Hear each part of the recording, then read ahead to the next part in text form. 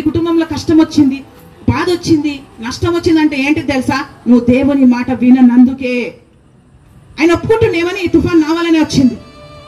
ఆయన ఇంకొక పని చేయలేదు తెలుసా? ఆయన ఎవరు అని అడిగినప్పుడు వాళ్ళు ఏం చెప్తుంది తెలుసా? ఆయన నేను ఎవరు అనుకుంటున్నావు తెలుసా? ఈ భూమిని ఆకాశాన్ని సృష్టించిన సృష్టికర్తకు సంబంధించిన వ్యక్తిని అని చెప్పేస్తుంది. మనం కూడా చెప్పుకుంటున్నాను తెలుసా? నేను ఎవరు తెలుసా? క్రైస్తవురాలని, రక్తంలో కడగబడ్డాను, యేసు రక్తంలో కడగబడ్డాను, నేను ఎవరు తెలుసా అని చెప్పుకుంటున్నాం. కానీ మనం ఏం చేస్తలేం. యోనా కూడా చెప్పుకుంటుండే ఏమని? నేను ఎవరు తెలుసా?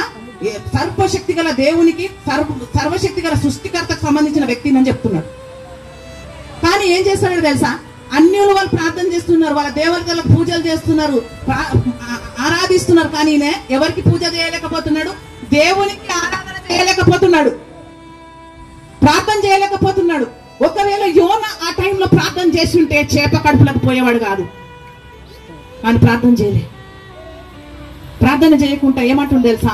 ఇది నా వలన సంభవించింది, నన్ను తీసుకుపోయి ఎన్లేయండి, సముద్రంలో పడేయండి అని చెప్పింది. అప్పటికైనా చెప్పాలి కదా, దేవా దేవా నన్ను క్షమించు దేవా, నువ్వు నినివేకు పొమ్మంటే తర్షీషుకు ప్రయాణమైన ప్రభా దయచేసి క్షమించు ప్రభా, ఇప్పుడు కరుణించి అని చెప్పొచ్చు కదా. అప్పుడు కూడా చెప్తాడు. నన్ను, ఆయనకి ఎంత కోపం ఉంది చూడండి, నన్ను తీసుకెళ్లి సముద్రంలో పడేయండి, నా వల్ల జరిగింది అని చెప్పేసి అన్నప్పుడంట దేవుడు చాపకు ఆజ్ఞాపించాడు. ఏమని? మింగుమని. చాప మింగేసింది ఆయన, చాప మింగేసింది. అప్పుడు బుద్ధి వచ్చింది ఆయనకు, ప్రార్థన చేస్తుంది. ప్రభువా నన్ను ఈ కష్టం నుంచి బయటికి తీసుకురా ప్రభువా. దేవుడు ఛాన్సెస్ ఇస్తాడు తెలుసా? ప్రతి ఒక్కరికి ఒక ఛాన్స్ ఇస్తాడు. ఒక ఆవిడ ప్రార్థన చేస్తున్నాడు. ఏమని ప్రార్థన చేస్తున్నాడు? దేవా దేవా చాలా తుఫాన్ వచ్చింది. తుఫాన్ వచ్చి ఆమె పోయి పైన ఇంటి మీద, బిల్డింగ్ మీద నిలబడి ఉందంట. నిలబడి ఉంటే దేవా దేవా కాపాడు దేవా అన్నది. సరే అని చెప్పేసి వాళ్ళు రెస్క్యూ టీం ఉంటుంది కదా, వాళ్ళు వచ్చిరంట. వచ్చి అందరికి తీసుకుపోతున్నారంట హెలికాప్టర్లు వచ్చి. కానీ ఏమేమంటుందంట? నా ప్రభే వచ్చి కాపాడుతాడు అంటుంది. విన్నారా అసలు? నా ప్రభే వచ్చి కాపాడుతాడు అంటే అందరు వెళ్ళిపోయిన మొక్కతే అక్కడ ఉంది. ఆ తుఫాన్ వచ్చి ఆ ఇల్లు కూడా కూలిపోయి చనిపోయింది. చివరికి పరలోకానికి పోయి అక్కడ యేసుప్రభు దగ్గరికి వెళ్ళింది.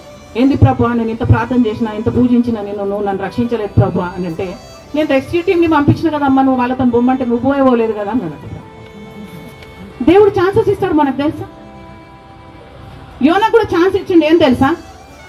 వాళ్ళు పూజ చేస్తున్నారు, వారు ఆరాధిస్తున్నారు, మాట్లాడలేనటువంటి ఆ దైవానికే వాళ్ళు పూజలు చేస్తున్నారు, విననటువంటి దైవంకే వాళ్ళు పూజ చేసినప్పుడు నీవు సృష్టించిన సృష్టికర్త సర్వశక్తి గల దేవునికి చెందిన వాణ్ణని చెప్పుకుంటున్నావే, నువ్వెందుకు ప్రార్థన చేయలేదని అడిగిండు దేవుడు. అక్కడ ఛాన్స్ ఇచ్చిండు దేవుడు. తర్వాత ఏం చేశారు తెలుసా? ఈ అన్యులు సముద్రంలో ఆయన నెయ్యక ముందు ఏం చేస్తారు తెలుసా? ఇది నా వల్లనే జరిగింది, నేను యెహోవాకు సంబంధించిన వ్యక్తి అనగానే అన్యులందరూ భయపడి యెహోవాకు బలులు అర్పిస్తూ ప్రార్థన చేస్తున్నారు. అన్యులు కూడా భయపడుతున్నారు, కానీ నేను భయపడతలేదు. మీరు యోనా గ్రంథం ఇంటికి వెళ్ళినాక చదవని, ఇవన్నీ ఉంటాయండి. సముద్రంలో వేసినాక అప్పుడు ప్రార్థన చేసింది, దేవా దేవా దయచేసి నన్ను విడిపించు. చాలా కష్టాలన్నీ తెలుసు, ఎందుకు వచ్చినాయి తెలుసు, దేని వల్ల వచ్చినాయి తెలుసు. అన్ని తెలిసినా ప్రార్థన చేయం, అన్ని తెలిసినా వాక్యం చదవం, అన్ని తెలిసినా ప్రార్థనకు రాం, అన్ని తెలిసినా దేవుణ్ణి ఆరాధించలేం, అన్ని తెలిసినా ఏం చేస్తాం తెలుసా? ఎప్పుడు వినే మాటలే కదా అనుకుంటా కదా. ఆ వినే మాటల్లో కూడా దేవుడు ఏదో ఒకటి నీ కోసం నియమించి పెట్టి ఉంటాడు కదా. ఎందుకు ఇంకా బలహీన పడిపోతున్నావు? ఎందుకు భక్తిహీనతలు పడిపోతున్నావు? ఎందుకు దేవుని దూరం అయిపోతున్నావు? ఎందుకు దేవునితో గడపలేకపోతున్నావు? ఎందుకు ఎందుకు ఎందుకు అని పరిశుద్ధాత్మ దేవుడు అడుగుతున్నాడు నిన్ను. లే, ఈ రోజు నుంచి నువ్వు రేయి మొదటి జామున లేచి ప్రార్థన చేయి, రేయి మొదటి జామున లేచి ప్రార్థన చేయి, వాక్యం చదువు, నీ కుటుంబం కోసం, నీ బిడ్డల కోసం, నీ యొక్క వంశం కొరకు ప్రార్థన చేయి. నీ బిడ్డలు ఉన్నారు చాలా ఇక్కడ ప్రార్థన చేసుకుని కాదు, వంశం కొరకు ప్రార్థన చేయి. ఎందుకంటే అబ్రాహాముతో దేవుడు ఏమన్నాడు? నీ వంశాన్ని ఇసుక రేణు వలె చేస్తానన్నాడు. అది మనకు కూడా వర్తిస్తుంది. మన వంశాన్ని ఇసుక రేణు వలె చేయబోతున్నాడు ఆయన, అది మనకు కూడా వర్తిస్తుంది. కాబట్టి ప్రార్థన చేయి, బాగా వాక్యం చదువు.